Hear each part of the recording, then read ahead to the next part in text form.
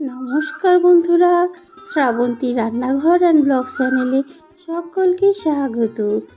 আজকে আমি একটি খুবই সাধারণ রেসিপি নিয়ে চলে এসেছি, কিন্তু খেতে অসাধারণ। এই গরমের শুরুতে বানিয়ে ফেললাম সজনে ডাঁটা, মাছ, বড়ি, আলুর ঝোল আর বিশেষ একটি মশলা দিয়ে এই রেসিপিটি বানাবো। দেখা যাক আমি কিভাবে বানাই। মশলা দেব জিরে, গোলমরিচ, সর্ষে আর এক টুকরো আদা। এই হচ্ছে এই ঝোলের মশলা।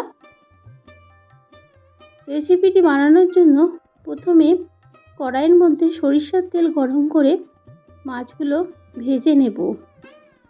মাছগুলো কিন্তু খুব কড়া করে ভাজবো না, একটু হালকা করে ভেজে নেব।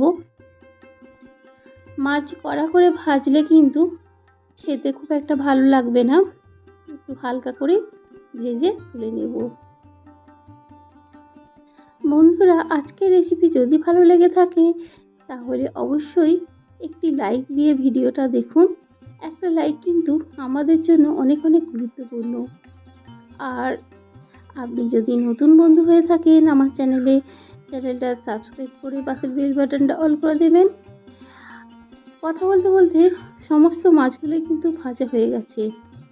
এবার ওই মাছ ভাজার তেলে দিয়ে দিলাম বিউলির ডালের বড়ি।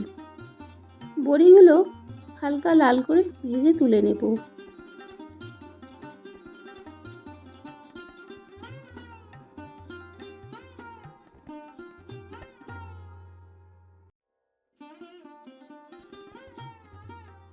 এই বড়ি ভাজার তেলের মধ্যেই কিন্তু রান্নাটা করব। তাই ফোড়নে দিয়ে দিলাম হাফ চা চামচের মতো কালো জিরে আর একটা শুকনো লঙ্কা। এরপর কেটে রাখা আলুগুলো দিয়ে দিচ্ছি। আলুগুলো কিন্তু লম্বা করেই কেটেছি।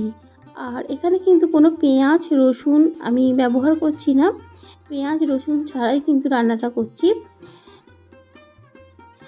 আলুর মধ্যে সামান্য একটু লবণ দিয়ে দেব, যাতে আলুগুলো তাড়াতাড়ি নরম হয়ে যাবে। তাই আলু হালকা করে ভাজা হয়ে গেছে দেখুন। আর একটু তেল আমি উঠিয়ে রেখেছি, তেলের পরিমাণটা একটু বেশি ছিল তাই। এবার সজনে ডাঁটাগুলো দিয়ে দিচ্ছি। সজনে ডাঁটা যদি আলুর সঙ্গে একটু ভাজা হয়, সজনে ডাঁটা ভাজার একটা খুব সুন্দর গন্ধ ওঠে। আর এর মধ্যে দুটো কাঁচা লঙ্কা আমি দিয়ে দিয়েছি। ঝালটা আপনাদের পছন্দ মতোই দেবেন। আমি এখানে নর্মাল যেমন ঝাল হয় সেরকমই দিচ্ছি, খুব বেশি ঝাল দিচ্ছি না, যেহেতু গোলমরিচ আছে মশলার মধ্যে তাই। আর একটা গোটা টমেটো দিয়ে দিলাম। দেখুন আলু কিন্তু বেশ লাল হয়ে গেছে আর ডাঁটাগুলো বেশ ভাজা হয়ে গেছে। এবার স্বাদ অনুযায়ী লবণ দিয়ে দেব। আলুর মধ্যে সামান্য একটু লবণ দিয়েছিলাম, সেই পরিমাণ অনুযায়ী কিন্তু লবণটা দিতে হবে। আর দিয়ে দিলাম হলুদ গুঁড়ো। এখানে আমি প্রায় 1 চামচের মতো হলুদ গুঁড়ো দিয়ে দিলাম। লবণ হলুদ দেবার পরে ভালো করে মিশিয়ে নিলাম। হলুদের একটা গন্ধ থাকে, তেলের সঙ্গে ভেজে নিলে কিন্তু হলুদের গন্ধটা চলে যাবে। খুব সুন্দর করে কিন্তু ভাজা হয়ে গেছে। এবার বেটে রাখা মশলা দিয়ে দেব। সর্ষে, গোলমরিচ, জিরে আর আদা পেস্ট। এই মশলাটা কিন্তু খুব সুন্দর লাগবে এই ঝোলের মধ্যে।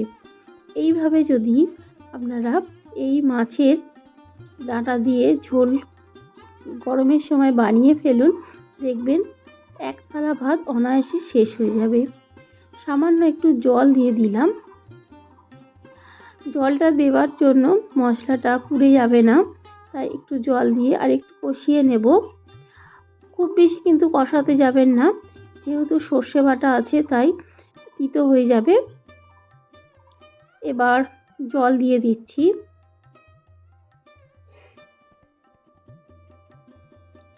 একটু বেশি পরিমাণেই জল দেব এরপরে, কেননা যেহেতু মাছের ঝোল হচ্ছে তাই। খুব সুন্দর করে কিন্তু এটা ফুটে গেছে। এবার একটু বেশি পরিমাণে জল দিয়ে দিলাম। এবার ঢাকা দিয়ে দেব। ঢাকা দিয়ে প্রায় 10 মিনিটের মতো একটু রান্না করে নেব। 10 মিনিট পর ঢাকাটা খুলে দিলাম। একটু চেক করে নেব কতটা সিদ্ধ হয়েছে, আর বড়িগুলো এখানে দিয়ে দেব। ঝোলের সঙ্গে বড়ি ভালো করে ফোটালে বড়ি নরম হয়ে যাবে। অল্প একটু সিদ্ধ হয়েছে, কেননা এখনও এটা বেশ সিদ্ধ হবে। বড়িগুলো অ্যাড করে দিলাম। এবার নাড়াচাড়া করে নিয়ে আবারও ঢাকা দিয়ে দেব। এবার কিন্তু গ্যাসের ফ্লেমটা লো করে দেব। আরও কিছুটা জল দিয়ে দিলাম, যেহেতু মাছের ঝোল তাই জলের পরিমাণটা একটু বেশি রাখতে হবে। আর এবার ঢাকা দিয়ে গ্যাসের ফ্লেমটা কিন্তু লো রেখে রান্না করে নিলাম। 15 মিনিট পর দেখুন ঢাকাটা খুলে দিয়েছি, আর বড়িগুলো ফুলে গেছে, অনেকটাই বড় হয়ে গেছে ঝোলের সঙ্গে, আর জলটা কিন্তু অনেকটাই টেনে গেছে। আলু কিন্তু একেবারে নরম হয়ে গেছে, বড়িও দেখুন নরম হয়ে গেছে। এবার ভেজে রাখা মাছগুলো এখানে দিয়ে দেব। মাছের সঙ্গে 5 মিনিটের মতো একটু রান্না করে নিতে হবে। মাছের সঙ্গে ঝোলটা ভালো করে ফুটে গেলেই এই ঝোলের টেস্টটা আরও ভালো হবে। আর এখানে আমি একটা গোটা মাছই রান্না করেছি।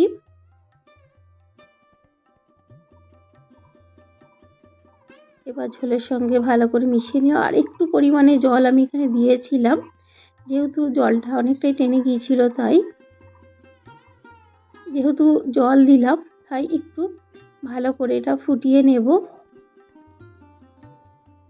দেখুন খুব সুন্দর করে কিন্তু ঝোলটা ফুটে গেছে। তারপর আমি গ্যাসের ফ্লেমটা বন্ধ করে দেব। দেখুন এখন কিন্তু লো রেখে দিয়েছি। এরপর গ্যাসের ফ্লেমটা বন্ধ করে দিয়ে তারপর গরম গরম সার্ভ করব।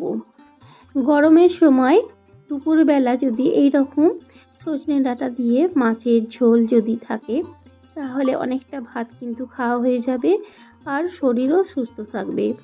এইভাবে আপনিও বানিয়ে ফেলুন বাড়িতে। আর আজকের রেসিপি কেমন লেগেছে অবশ্যই কমেন্ট করে জানাবেন, লাইক করবেন, শেয়ার করবেন, এবং আপনি যদি আমার চ্যানেলে নতুন বন্ধু থাকেন চ্যানেলটা সাবস্ক্রাইব করে পাশে বেলটা অল করে দেবেন। সকলে ভালো থাকবেন, সুস্থ থাকবেন। Thank you.